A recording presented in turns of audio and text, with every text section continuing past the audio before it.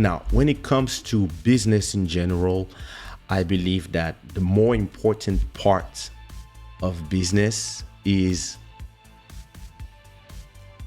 making sure that your empathy, your heart is not in the conversation. Because in business, a lot of people will always try to negotiate using feelings. To give you an example, let's say you have a show and you agreed with the promoter that the show will be about it's going to cost $1,000, for example. Let's say something that was negotiated, and so, and speaking of experience, when you're young and you really want to do this show because you really want to be in front of your public in every city, let's say that the promoter tells you, "Oh, I'm so sorry, but I cannot send you the 50% in advance at the reservation, but don't you worry. Soon as you arrive, soon as you leave the train, soon as you take off the train at the train station, I will give you all your cachet, full. Don't worry, you can trust me, blah, blah, blah, blah. But you know, this happened, that happened, blah, blah, blah, blah, blah." So because you are emotional, and the emotion is like, I don't want to lose this show because I want to see my public and I want to sing for them. You will be like, okay. And maybe your manager will be like, or maybe you and your manager will be like, yeah, we need that show. Let's go. And we make sure that, listen, soon as we leave the train, we ask for the money. So you're going to be like, okay, so you still reserve the show. Then you take the train, 2 hours, 3 hours later, you arrive in that city. And when you're there, you don't come out the train and you're like, where's my money? No. You come out the train and you're like, hey, hi, da, da, da, da. But you're going to ask. So do you have like the cachet? And at a point, the manager will ask, the person will say, oh, no, wait till we get to the hotel. Don't worry, it's okay. Da, da, da, da. And then they will find a way to sneak out. So now they're supposed to bring you the money. So let's say they leave you there. They keep inventing stuff. And now they fast forward to 2 a.m. They come pick you up to go perform. And you ask them again, where's the money? Where's the 1,000? And they're like, oh, don't worry, everything is ready. The envelope is ready. But look, listen, it's already 2 a.m. The club is closing at 3:30 or 4. Your fans are waiting. You really have to go. We cannot waste time. So emotionally, you're like, oh my God, people are waiting. So you go. Now you're in backstage. And again, the person is explaining to you that the fans are waiting, and you're like, yeah, but you're supposed to pay us. So give money to my manager so we can go on stage. And now they're going to tell you, yeah, but your fans are waiting. Look, listen to the fans, listen. Everybody's like, remboursé. People are getting crazy. So you look at your manager and you're like, hey, listen, forget it. Take care of the money part while I'm performing. You perform, and while you're performing, the promoter runs away. And when you're done performing, the club or the security, everybody pretends they don't know where he is. And so you wait, and nobody pays you. And you go back in your train, and yeah, you perform for free. So that was a lot of emotional reactions to somebody that was clearly not a professional and clearly was doing everything not to pay. And it's something that I had to deal with a lot in my career, especially in early times. I'm talking about 99, 98, where, yeah, I was young. I was like, it was 20 years, 22, 23 years ago. And I was super young. And yeah, I really wanted to sing. I was obsessed with singing. And I was scared that, you know, I was scared that I would lose my fans if I don't perform. I was scared that I would, you know, feel. It created some anxiety, some stress when somebody told me, "Oh, listen, the fans are waiting," and I was like, "We cannot keep the fan waiting." And a lot of people will use those tactics to create emotion and to create a sense of urgency, and then to lead you to do the mistake of performing without getting paid. And then after that, they hold you, right? So fast forward to 10 years after that. Now we are in 2008. Somebody calls me to talk to me about a show. And I tell them, talk to my manager. No, but I like to talk to my manager. This is her Instagram, this is her email, this is her number. Just call this number and talk to her. Ah, okay. Yes, hello, Guilaine Cléry. Yes, I want to do a show there. Okay, what date do you want? I want 13th of January. Okay, 13th of January. Yes, we have a free date. It's possible. What do you need exactly? Kaysha. Okay, with or without dancers, with or without that. No, just Kaysha and a DJ. Okay, so it's let's say it's €1,000 for the show.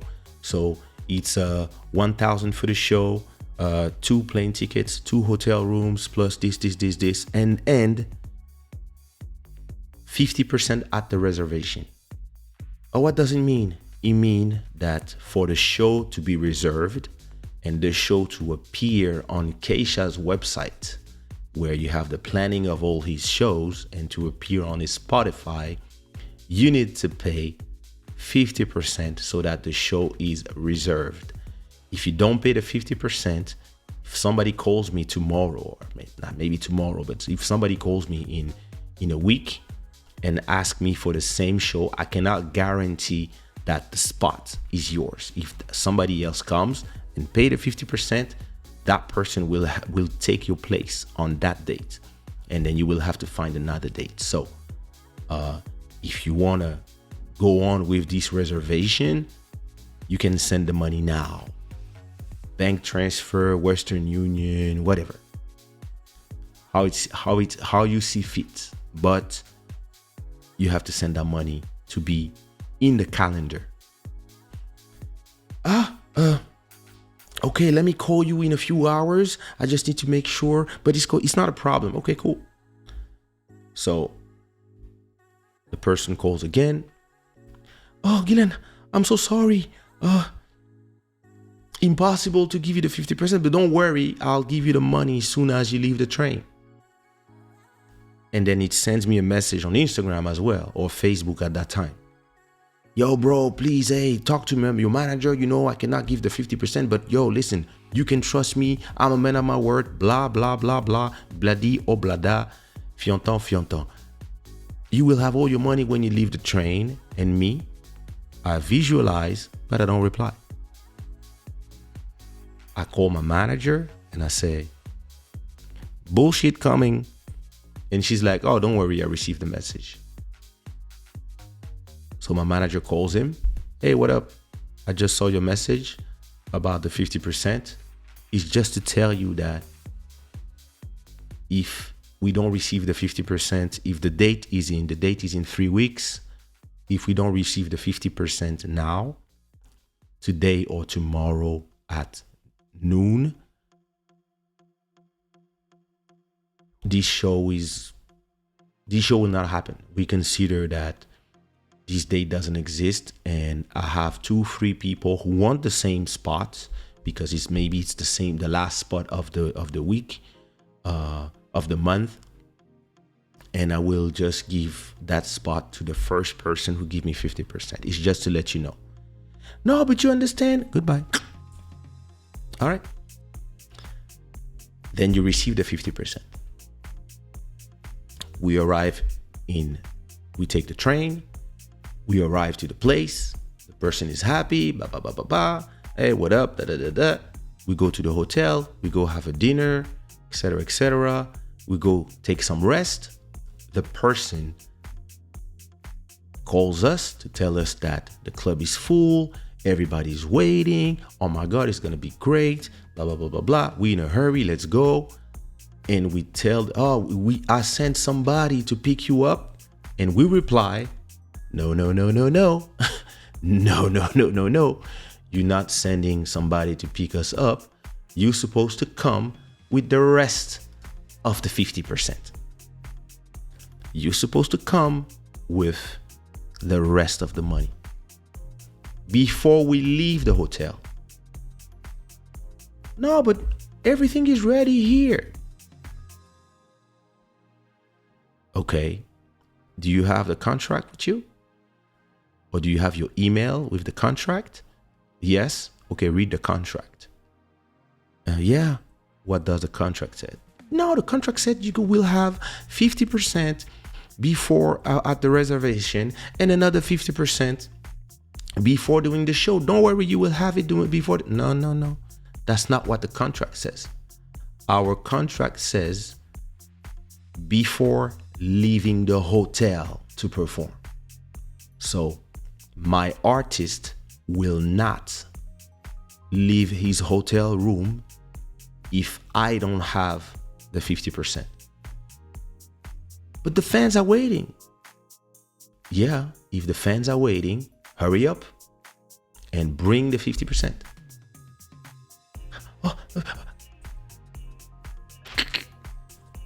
And they come. They're angry, and we don't care. And they say, we're going to be late for the show. It's your fault. It's not our fault. Yeah, but the fans are waiting. Yeah, you are making the fan wait, not us. Okay. They arrive. They bring the 50%. She counts. She makes sure that everything is fine. Take the envelope. Tell the person to wait outside. She goes in her room. She opened the safe. She put the money in the safe. She put the lock of the safe, close, and then she calls me. And me, I'm here in my room watching TV. And then she tells me, let's go, honey. La guerre. And then we go there, no stress. We know that we're here to do our show. And the only thing that matters is the sound good? Is the microphone okay? Are the people happy? That's what we're here for. We're not thinking about how we're going to get paid. And then soon as the show is over, we're smiling. Everybody's happy. The show was great. Then we go, how I call this? Then we do all the photos with the fans, etc., etc. We have a drink. Maybe the show finish at 3 a.m. or 3:30. At 4 a.m., 4:30, we're done doing all the photos, etc. Then we like, all right, please bring us to the hotel because our job here is done. And we go back to sleep because tomorrow morning we have a train to either back home or to the next city. And once you start separating both, you realize that you are not excited so much that you're not going to take the right decisions. And it's very interesting because when I start having conversation about business, other businesses than music, when I start venturing out of music to do deals and be the intermediary where I would just connect two people that have something to buy and something to sell, and I would be in the middle getting 3 to 5% just as a middleman. I realized that all these 20 years of experience performing in music, which is a place where there's crooks everywhere, it actually made me completely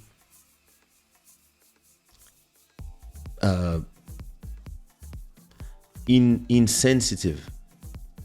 I don't know if it's how you say this, but desensitized to, yeah, the emotions that people try to make you when, like, people try to make you hurry for things. So let's say that one day I had this deal that it didn't go through, but it was a long conversation. I think it was like a week conversation. I was on holiday too, and it was a company. They had a diamond, and they wanted to sell that diamond for, I think, 200 million, because it was like a big rock, whatever. And they were explaining to me they have this diamond. They were sending me all the documents, all the things about the diamond, whatever. And they were like, hey, listen. So it was a connection that I have in Switzerland that talked to me about the diamond. And he was like, hey, listen, if you have people, we can share the, it's like me, my wife, her friend, you, da da da da. Maybe we can share the commission if the thing is sold, and we have, like, I don't know, 3% to share. It's gonna be like the cost of the diamond is, I don't know, 26 million or 200 million. I don't remember. Like, that was like 4 years ago. But if we get a commission on the 200 million, for example, fake numbers. If we get a commission on the 200 million, so even 3% of the money is still 7 million to share. So between us, it's going to be like 1.5 million each. So if you have a seller, let's go. A buyer, let's go.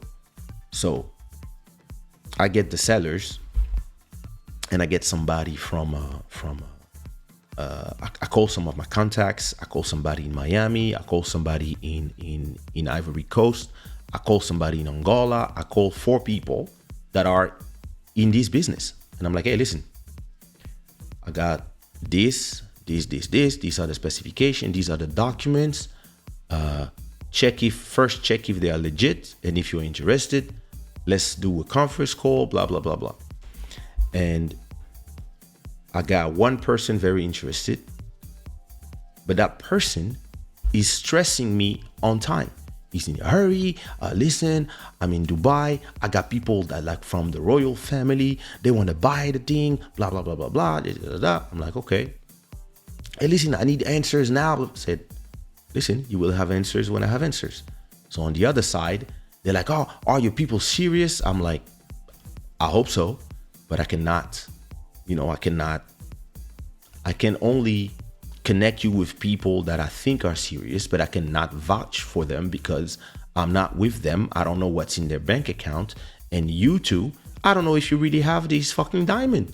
So, but having dealt with the music business all this time, nobody can bully me by, like, trying to talk to me about, oh, we have to be in a hurry. But I was like, listen, the buyers want to know these things, because in the beginning you cannot connect them, because if they don't need you, you need a contract, right? So the buyer asks their questions, and you ask the questions to the sellers. The sellers tell you answers, and then you give back, etc. And when people are ready to do the move, that's where you connect people after having done contracts and signing NDAs, MOUs, etc., which are contracts that protect you and make sure that you will get your percentage, etc., etc. So you have to negotiate all this before connecting everybody. And at that point, the people who had the diamonds, they were telling me, and they were talking to me in a certain way, like, hey, don't introduce us to people that are not serious, because whatever, there's a lot of money in it. And I had to tell the people, hey, calm down. I don't care about your millions. I make my own money from my music, and I'm fine. I make enough money to pay my rent of the whole year in 1 month. So listen, all this for me is bonus. Don't come here and, stress me about those things. And don't be stressed yourself. Listen, it's just a negotiation. Sometimes it goes through, sometimes it doesn't. And it turns out that the seller or the person, the buyer, or the person who knew buyers end up disappearing. He just disappeared after pissing us off, asking so many guarantees and whatever. It just disappeared. So to me, that person in my book, I just crossed that person, and I was like, okay, that person is not serious, because after all this thing, it just disappeared. Okay, fine. And then I had a conversation with the seller, and the seller was talking to me like I made them waste their time. I was like, no, I'm sorry. Listen, when it comes to me, your rock doesn't exist because I didn't see it with my eyes. So don't come to me talking to me as if I made you waste your time. No, I had a potential buyer, and it turned out that this person disappeared. It's not my fault. I don't control nothing. And I don't know why you're stressed, because I'm not stressed. And listen, if I find somebody else, I'll let you know. If I don't, good luck selling your thing. But when it comes to me, I don't even know if your thing is real, because you didn't fly me to where the rock is to show it to me. And those people, I don't know what's in their bank account. So listen, peace. And the guy actually told me, wow, I would love to be like you, like not so stressed. Me, like the company and and I have to sell this amount of things. And I was like, yeah, I understand, but listen, I learned in life and I learned in business that you cannot be stressed about the things that you cannot control. And you can't. Like, the only things you can control are your own actions, your own decisions. That's the only thing you can control. Everything else, you can do nothing about it. You can just decide how you're going to react to it. And this is part of Stoicism. I don't know if it's because I believe in Stoicism or if I'm a Buddhist, but applying this to my business really changed the way I move in life and how I move in business. There's a lot of things, they are out of my control, and there's nothing I can do.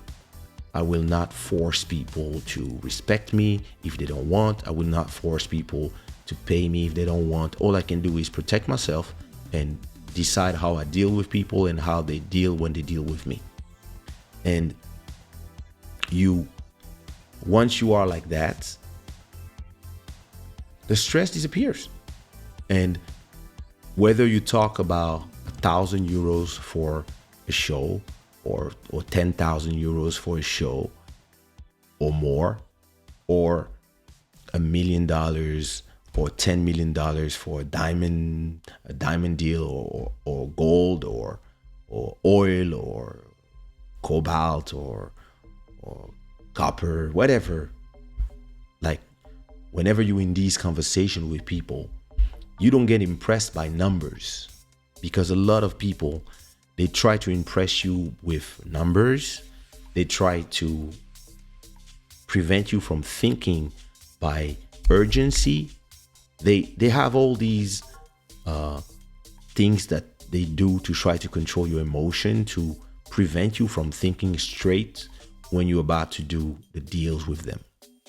And the fact that I've been confronted with all the crooks from the music industry for 25 years. Listen, I'm not impressed by anything. As soon as we start talking business, my face changes, and it's like if I have a special software in my brain when it comes to business. When it comes to business, even if you tell me, oh, listen, we're going to make $1 million, we're going to make this, we're going to make that, and we have to do this, you have to hurry, please prepare to beat. I'm just like, yeah, listen, it's going to be ready when it's going to be ready. And you want to go work, it takes time. Oh, please send the files, plans. I'm like, no, that's not how I work.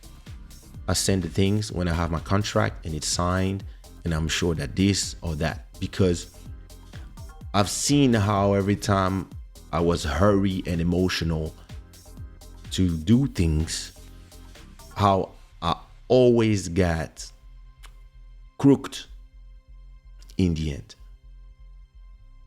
And I just learned, like, listen, yeah, when there's a potential to make a lot of money or to travel or to do this or to perform for this or for that, is great.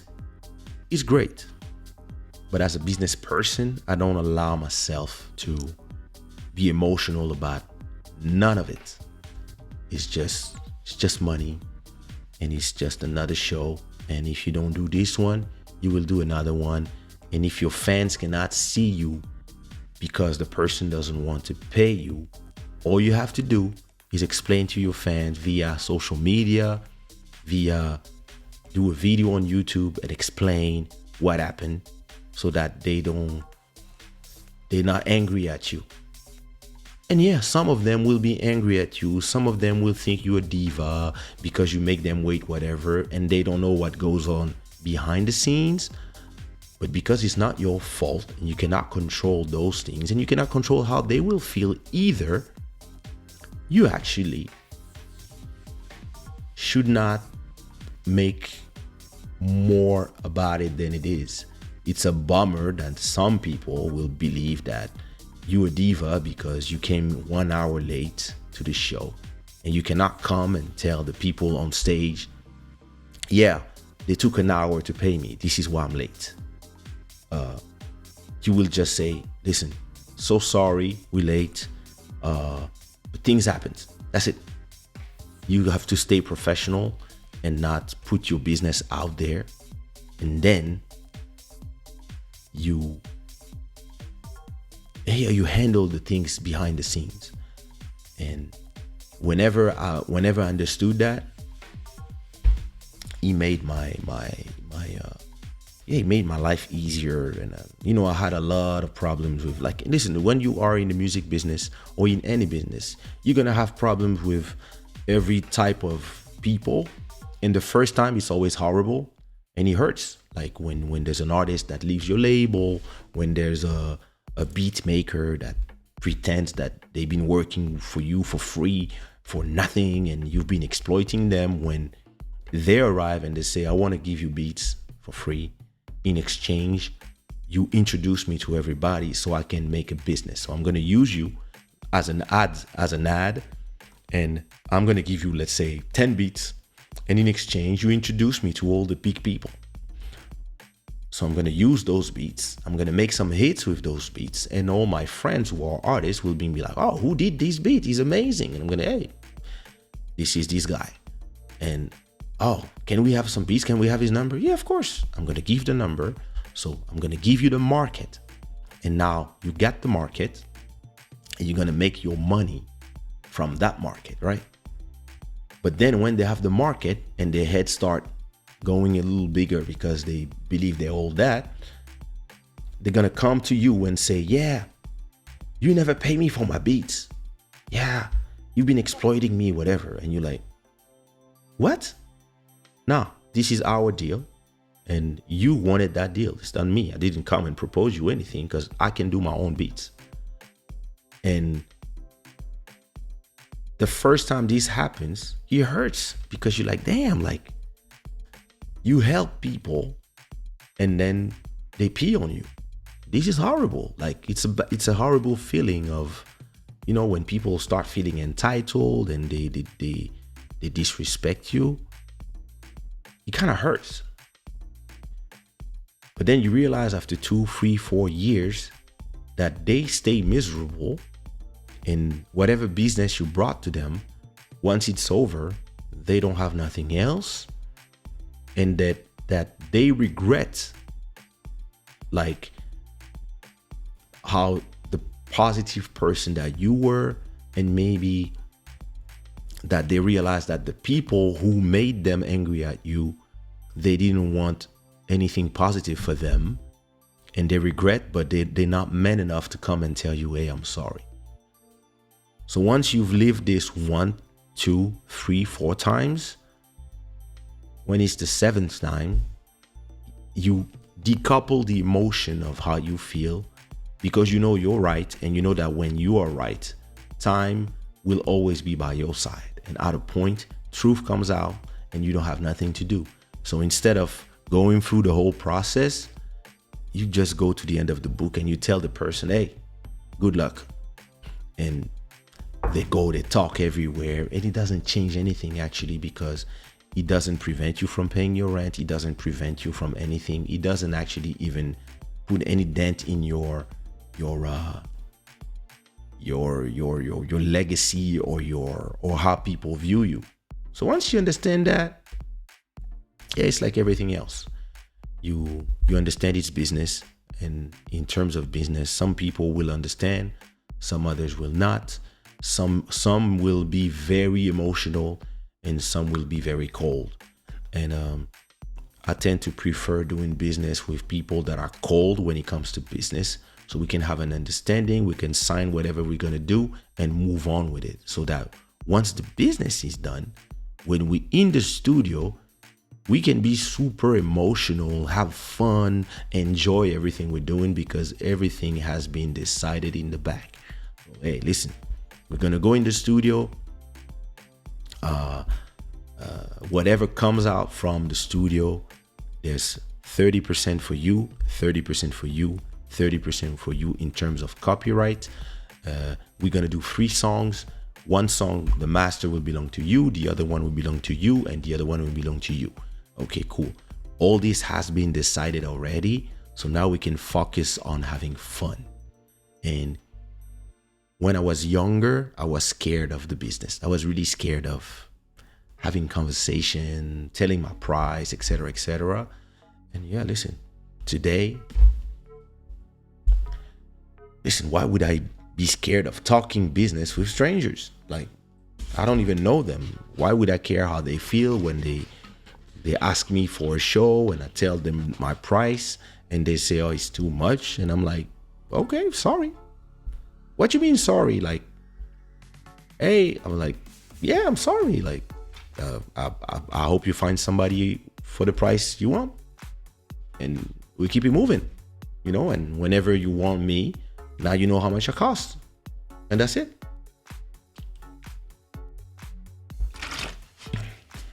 Marina Kali, Fatou, bisous. I remember that half an hour I was about to finish that show.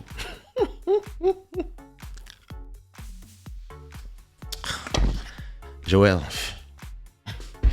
I'm like Mountain of Inspiration. I love when Mountain says, okay, so I have to keep my voice, so I'm going to finish this show here.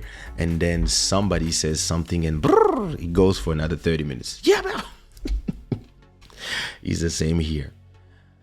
But I think my story that I want to tell about Black Ball, the next episode, I just tell the story straight from the get-go, because it needs the whole show to tell. And now when I'm tired, like now. Have you ever bumped into a person that you've tried to do business with after it didn't work out? How did that go, and what's the best way to go about that? Yes. And it really depends how the person acts. How the person acts when you meet them. There's different type of people. Like, there's some people, there's not a lot of people in the world, but maybe 2 people. Yeah, maybe 2 people that the way business ended, it ended up with a street mentality, with menaces of I'm gonna beat you up, whatever, and me having my people ready to jump on the person, him, etc., and then him, like, the way it ended with lack of respect and money stolen. Like, I'm talking about like 100,000 euros stolen. This is somebody that I never met again after that, and I hope I will never meet again, because it's not that I'm gonna be like 15 years have passed. So I'm not especially like thinking that when I'm gonna see the person, whatever. It's just that I'm done with that person. And that person had that one chance to work with me. They blew it. Next. Let me work with other people. Like there's 8 billion people in the world. I'd rather meet other people than that person. So if I meet that person one day, I'll just say hi. That's it. And I don't even want to sit down and talk and be like, oh, let's look. No, I'm not even interested in talking to that person. But in the world, those people, I probably only have 2 that I really feel like the lack of respect went too far, and they don't have this. We don't share the same values when it comes to respect. So I don't even want you part of my life ever again. Even if you change, I don't care. I'm not one of those people that, people can change. I'm not one of those people. When I'm done, I'm done. You leave me alone forever. But that's me, right? So then you have hey, Mr. Ford. Oh, $100. Wow. Kendrick, thank you for having me up for all this time. Thanks to you. Wow. Thank you so much, Robert. Thank you so much for $100 super chat. You are now the stream royalty for the month of November, even if it's just for 2 days. But hey, listen, thank you so much. You see, this is what I was talking about. Sometimes you stay for a reason. Kendrick kept me awake for a reason. So I was saying, then you have some people that, so they're crooks, right? So you did a show with that person, it didn't go well, the person tried to rob you, etc., and that person, the person tried to rob you. Actually, they rob you. You did the show, they pretend that whatever, they invented something, they were supposed to give you the money, but hey, we are in Cameroon, and they cannot pay you in euros, they only have CFA, but don't worry, I'm gonna look, this is the money, don't worry, for real. They supposed to pay you in euros, but I didn't find a way to change it. But see, here's all the money. Don't worry. Tomorrow we go into the change to change it. Blah blah blah blah blah. You want me to keep the money for you, or you want to keep it? They're like, okay, listen, we trust you. Keep the money, and then they disappear. And then we call so us. It's simple. We have a list of promoters that we know, that we work with, and we worked with before. And if one of them crook us or does something specific, all we know is we put them in the blacklist. We never work with them again. And when somebody robs you, normally doesn't call you anymore. But listen, that guy from Cameroon calls us 6 months later. And he calls my manager and he's like, hey, listen, hey, what up, sister? Da da da. And she's like, and he's like, yeah, no, I wanna do a show with Kaysha. It's gonna be for this, for that, da da da da da. And my manager is like, listen, are you kidding me? Like, don't you remember that 6 months ago we were supposed to do a show and like you crooked us, and how do you have the courage to even call me after you stole from us? And the guy replies, no, mama Guylaine, no. Listen, the game is the game, man. You know, this is Africa. Hey, sometimes you win, sometimes you lose. This time you lost, but maybe next time you will win. You know, this is how it is there. Sometimes, you know, you crook somebody or they crook you, but hey, this is the game. Hey, listen, nothing personal. Ha ha ha. Listen, my manager was just laughing. She was just like, these guys are crazy. And she said, no, we're not going to do business with you. And he was like, okay, you know, fair enough. I tried. But hey, listen, whenever you come to Cameroon or whenever you go to Paris, I would love to invite you to dinner. And, you know, like, and she was like, this guy is crazy. And not only when she hanged up, she called me, she was laughing and she was like, listen, I'm not even pissed at the guy anymore because he made me laugh so much. So those people, I know that I would never do business with them again. But if I meet them in the street, I'll be normal. I'll be like, hey, what up? And then you have those people who are a little snaky. So they disrespected you in business, but they did it in a way that is shady. So you cannot say that they disrespected you. And then when you meet them again, they pretend that they're innocent until they talk to you business. So as long as I always don't talk business, I'm normal. I'm chilling. I'm telling jokes. I'm offering them drinks, whatever. And when they get in, you know, they start thinking they're comfortable in the conversation. Now they ask me about business. And that's when my software changed, because now my software is in guerrilla mode. And they would say whatever, and I would just reply super cold about really business, like, yeah, you wanted this is the price. Oh, come on, you have to help people. And I'm like, I'm not your friend to help you.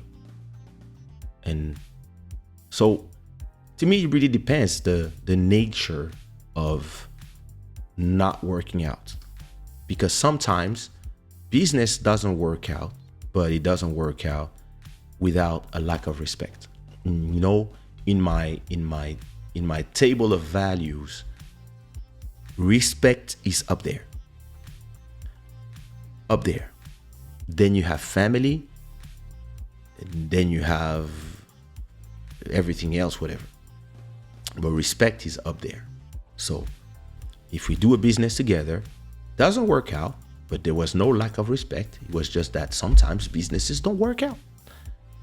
So good, you know, when we meet again, hey, maybe we can even try to do business again and learning from what happened the other time, but we can shake our hands and we can even smile together, laugh, have a drink, whatever. If there's no respect and the way it goes out, listen, I might not see you depending on the level. So and for most cases, if it didn't work out and the person makes amends, sits down with you and tell you when they meet them, they say, hey, listen, please, I would love to talk to you about what happened the other time. Listen, this, that, those are my reasons. You're like, okay, I understand the reasons, but I will never work with you again. But at least when I see you in the streets, I'll say hi. I'll be cordial. I'll be cool with you. We can even go party together, but I will never do business with you again. And I have a friend. He's my homie, but I don't do business with him, because when I do business with him, he stresses me out by his lack of professionalism. But we party, we chill together, everything else, cool, but not business. So those answers can never be simple. It's always, there's a lot of variables. You just have to, but for my angle, I'll always view it from the respect point of view. And it's the same for everything that I did in my life. Is somebody that, for example, wants to leave my label to be independent. If they talk to me first, I'm going to be the first to help them become independent. Those who leave my label, inventing problems or finding excuses or and with lack of respect, it's a one-way street. It's buy and see you in 10 years, and we'll see who's where. And I don't care if you come back crawling in 2 years or in what. I just look at you like, I don't understand what you want. Please take me back. What? I'm not hearing.